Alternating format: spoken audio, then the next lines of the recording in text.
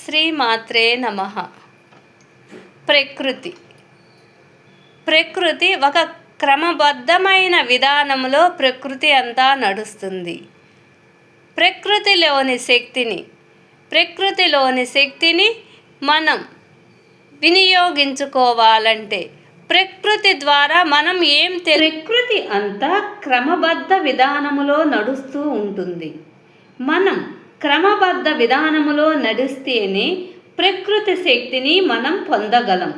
ఒక్క క్షణం భూమి ఆగిపోతే ఎంత నష్టం జరుగుతుందో అంతే నష్టం మన జీవితంలో జరుగుతున్నా మనం గమనించటం లేదు. మీకు తల మునకలయ్యే పనులు ప్రస్తుతం మీ చేతిలో లేనప్పటికీ క్రమబద్ధముగా నడుస్తుంటే మిగిలిన మీ సమయాన్ని కూడా మీ వృత్తికి ఎలా వాడుకోవాలో అర్థమవుతుంది. ముందు మీరు చేయవలసిన పనులు తక్కువ సమయంలో చేసుకుంటూ సమయాన్ని మిగిల్చుకోగలిగితే మీ అభివృద్ధి అక్కడే ఆరంభమవుతుంది. అక్షరాల ఆణిముత్యాలను ఆదరించండి.